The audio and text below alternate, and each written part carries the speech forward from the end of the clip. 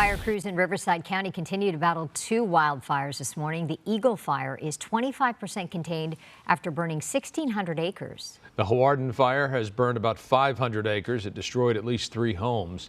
Evacuation warnings are still in place for several communities. KTLA's Annie Rose Ramos live in Riverside with the very latest for us, including a look at some of the damage there. Annie Rose, good morning.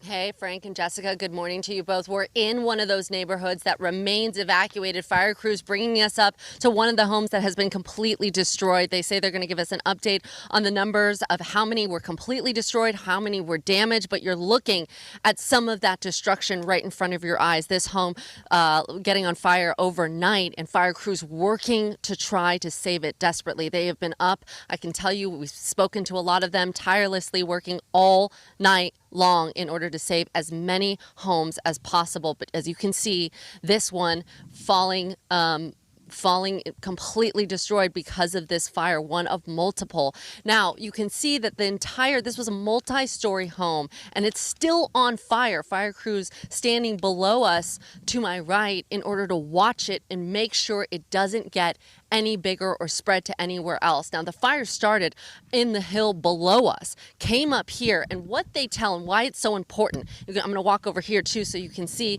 the fire also spreading to this garage, but the house here remains okay. And this is why they say this was such a difficult fire, not only because a lot of fire crews and resources were brought over to the Eagle Fire just next door in Corona, but also because this spread so fast and because there was so much brush surrounding each home. So they say it came down some of these hills, the fire, and came right up to the neighborhoods and the community. That is why so many people, over 1,000, had to be evacuated yesterday. Now we want to take a look from Sky 5 so you can get an idea of how this fire spread. Sky 5 up above showing us a little bit more about the scars of the fire and where you can see it coming right up to each one of those communities. Now let's go back because I want to bring up the history here. This fire started Sunday at around 2 p.m. It started as a grass brush fire on the south end of Riverside, but it quickly spread, destroying and damaging homes in its path, leading to evacuations, as we talked about. Police seen rushing out of the homes, helping people carry their pets and belongings to get them out as quickly as possible.